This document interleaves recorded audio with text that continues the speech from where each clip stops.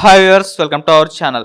Delhi liquor స్కామ్లో కవిత గారు arrest అయ్యి దాదాపు 5 నెలల నుంచి ఆమె జైల్లోనే ఉన్నారు. ఇప్పటివరకైతే బెయిల్ దొరకలేదు.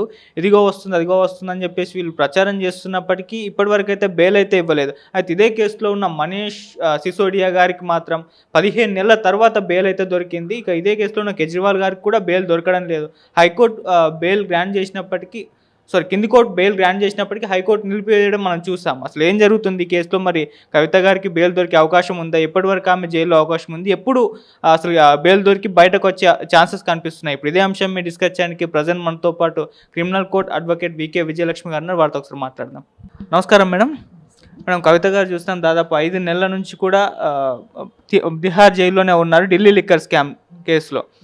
ఆమెకు బెయిల్ దొరుకుతుందా లేదా అన్నది ఇప్పుడు ఒక క్వశ్చన్, ఒక చర్చగా కూడా మారిపోయింది. ప్రతిసారి వస్తుంది వస్తుంది అనుకుంటున్నా కానీ రావట్లేదు. మరి ఎందుకు రావడం లేదు? మరి ఎప్పుడు వచ్చే అవకాశం ఉంది? అంటే ఇదే కేసులో ఉన్న మనీష్ సిసోడియా గారికి మాత్రం బెయిల్ వచ్చింది. మీరేం చెప్తారు మేడం? అదే మా దాంట్లోని A1 ఎవరు, A2 ఎవరు, A3 ఎవరు అవన్నీ చూసుకుని కోర్టు బెయిల్ శాంక్షన్ చేస్తుంది. కవిత గారికి రాదు అని ఏం లేదు, ఆవిడకి వస్తుంది బెయిల్. కాకపోతే వాటి కండిషన్స్ ఏమైనా ఉన్నాయా, ఆ కండిషన్స్ చూసుకుని సుప్రీంకోర్టు, హైకోర్టులు వాళ్ళ డ్యూటీస్ వాళ్ళ ప్రకారంగా వాళ్ళు బెయిల్ శాంక్షన్ చేస్తారు. బెయిల్ లేకుండా లేదు. ఎన్నో కేసుల్లో మనం చూసాం. ఇంతకన్నా పెద్ద పెద్ద హవాలా కేసులు కూడా బెయిల్స్ వచ్చాయి. కాకపోతే ఏంటంటే కొంత సర్టన్ పీరియడ్ అని ఉంటుంది. ఆ పీరియడ్ తర్వాత వాళ్ళకి కొన్ని ఎవిడెన్సెస్ కలెక్ట్ చేయడానికి, ఎందుకంటే వీళ్ళు కనుక బయట వెళ్తే ఎవిడెన్సెస్ని ఏమైనా తారుమారు చేస్తారా అనే డౌట్ కనుక కోర్టు వారికి ఉంటే వీళ్ళకి బెయిల్ డిలే చేస్తారు. ఓసారి 2 సార్లు 3 సార్లు కొట్టేస్తారు బెయిల్ పిటిషన్స్. తర్వాత వాళ్ళు ఏమైనా హెల్త్ గ్రీవియన్సెస్ ఏమైనా ఉన్నాయా, హెల్త్ ప్రాబ్లమ్స్ ఏమైనా ఉన్నాయా, అలాంటివి ఏమైనా పెట్టుకుని బెయిల్కి అప్లై చేస్తే బెయిల్ వచ్చే ఛాన్సెస్ 100% ఉన్నాయి. ఎవరిని పూర్తిగా అక్కడే పెట్టాలి అని ఏమి జైల్లోనే పెట్టాలి అని యావజ్జీవం కాదు కదా. సో కొద్ది రోజుల తర్వాత వాళ్ళకి బెయిల్ ఉంటుంది. కాకపోతే ఏంటంటే కొన్ని వాళ్ళకి రూల్స్ అండ్ రెగ్యులేషన్స్ ఉంటాయి. వాళ్ళు చేసిన నేరం ఏంటి, దాంట్లో వాళ్ళ ఛార్జ్షీట్లో ఏమేమి ఉన్నాయో ఆ ఎవిడెన్స్ ఏంటి, తర్వాత వాళ్ళు కలెక్ట్ చేసినవి ఏమేమి ఉన్నాయి అవన్నీ చూసుకోవాలి. అది చూసుకున్న మనం చెప్పుకున్నంత ఈజీగా ఉండదు అక్కడ.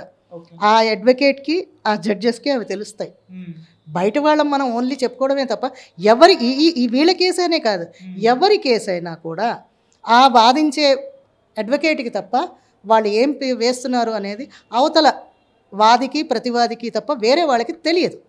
సో ఇప్పుడు మనకి కూడా తెలియదు కదా, మనకు అందరికీ చూపించుకుని అందరికీ కాపీలు ఇయ్యరు కదా. కాపీ ఇస్తే మనం చెప్పేస్తాం ఈవిడికి వేళ బెయిల్ వస్తుంది లేదా రేపు వస్తుంది అని, కానీ మనకు తెలియదు కదా. వాళ్ళు ప్రయత్నం చేసుకుంటే హెల్త్ ప్రాబ్లమ్స్ ఏమైనా ఉన్నా ఆవిడ తర్వాత ఈ ఎవిడెన్సెస్ ఏమున్నాయో అవన్నీ మొత్తం క్లియర్గా ఎంక్వైరీ అయి ఉన్నా ఆవిడకి వచ్చే ఛాన్సెస్ ఉంది. ఇప్పుడు మేడం అసలు కవిత గారి ఆరోగ్య పరిస్థితి అంత బాగాలేదు, అనారోగ్యానికి గురయ్యారు, పరిస్థితి కాస్త సీరియస్గా ఉందని చెప్పి హాస్పిటల్లో కూడా జాయిన్ చేశారు. ఇది రెండోసారి.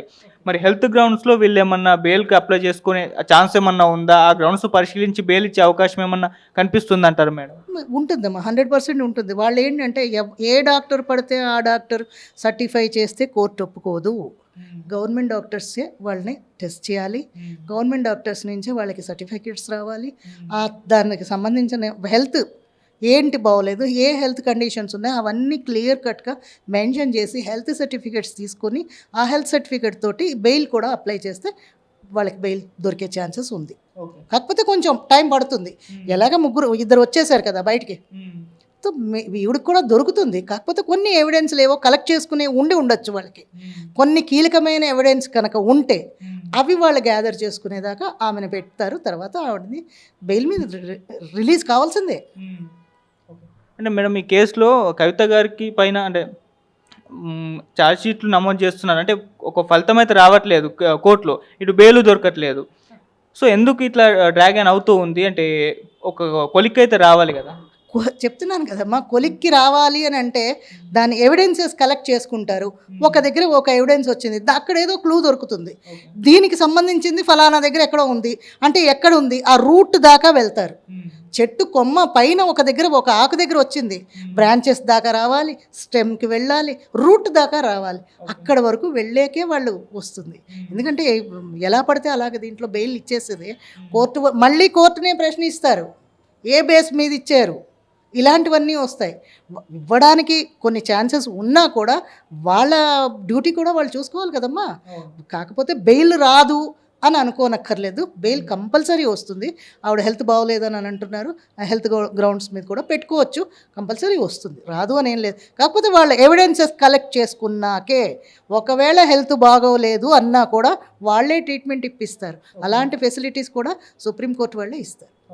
హైకోర్టు అవనండి, సుప్రీంకోర్టు అవనండి, ఏ ఏరియాలో అవునా ఆ ఏరియా కోర్టు, డిస్ట్రిక్ట్ కోర్టు అయితే డిస్ట్రిక్ట్ కోర్ట్స్ ఆ ఆర్డర్స్ పాస్ చేస్తుంది. అంతేకాని బెయిల్ ఇచ్చేయమంటే ఇవ్వదు. మేడం అటు కేజ్రీవాల్ గారికి కూడా ఒకటి 1-2 టైమ్స్ ఏమో కింది కోర్టులు బెయిల్ ఇచ్చాయి. తర్వాత దానిపైన హైకోర్టు స్టే విధించి మళ్ళీ దాన్ని కంటిన్యూ చేస్తుంది, బెయిల్ క్యాన్సిల్ చేస్తుంది. ఎందుకు ఈ విధంగా జరుగుతుంది? అంటే వాళ్ళ మీద కొన్ని ఎంక్వైరీస్ ఉంటాయి, వాళ్ళకి సంబంధించిన వేరే ఏవైనా ఉన్నాయనుకోండి, బెయిల్ వచ్చేసింది అంటే వీళ్ళు బయటకు వెళ్ళిపోవచ్చు. సో బెయిల్ వచ్చింది అని అనుకుంటా. బెయిల్ లేదు, క్యాన్సిల్ చేస్తుంది అంటే కోర్టు ఆధీనంలో ఈ క్యాండిడేట్స్ ఉన్నారు అని అర్థం. ఇంకా స్టిల్ దాన్ని ఇన్వెస్టిగేషన్ జరుగుతోంది అని అర్థం. అంతేకాని వేరే ఇంకేం కాదు. మేడం ఇదే కేసులో ఉన్న సిసోడియా గారికి దాదాపు 15 నెలల తర్వాత బెయిల్ వచ్చింది. ఇప్పుడు కవిత గారికి కూడా అదే పరిస్థితి వస్తుంది. ఇప్పుడు 5 నెలలు జైల్లో ఉన్నారు, ఇంకో 1 ఇయర్ పాటు తను ఉండాల్సి వస్తుంది అన్నట్టుగా చర్చలు అయితే చేస్తున్నారు. మేడం మీ ఒపీనియన్ ఏంటి? అంటే ఇంకో 1 ఇయర్ ఉండాల్సిందేనా? అలాగ మనం చెప్తున్నాం కదమ్మా, కోర్టు విషయంలోని బయట అనుకున్నట్టు ఉండదు. దాని ఎవిడెన్సెస్ తర్వాత ఆ అడ్వకేట్స్ వాళ్ళు పిటిషన్స్లో ఏం మెన్షన్ చేస్తున్నారు, వాళ్ళు ఏం కోరుకుంటున్నారు, వాళ్ళు హెల్త్ గ్రౌండ్స్ చూపిస్తున్నారా, తర్వాత ఏమున్నది అనేది మనకి తెలియదు. ఎవరైతే కేసు వాదిస్తున్నారో ఆ అడ్వకేట్కి మాత్రమే తెలుసు, ఆ ఇన్వెస్టిగేషన్ చేసుకునే ఐఓకి తెలుసు. అంతే తప్ప బయట వాళ్ళకి తెలియదు. వాళ్ళు ఎలా ప్రొసీడ్ అవుతున్నారో మనకు తెలియదు కదా. మనం ఓన్లీ దాన్ని అవగాహనగా మాట్లాడుతున్నాం అంతే. సో దాంట్లో ఉండే ఫ్యాక్ట్స్ మనకి తెలియవు.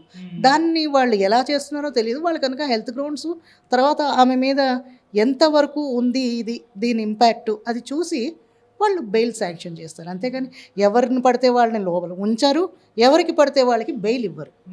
వాళ్ళ మీద కొన్ని ఉంటాయి, అవి ఏవైనా ఉన్నాయి, ఇన్వెస్టిగేషన్స్ ఏమైనా ఉన్నాయి, దాన్ని ఏమైనా గ్యాదర్ చేసుకునేది ఉంది అంటే వీళ్ళని బయటికి కనుక వదిలితే అవి ఏమైనా మిస్ అవుతాయేమో ఎవిడెన్సెస్, అందుకు ఆవిడని పెట్టి ఉండొచ్చు.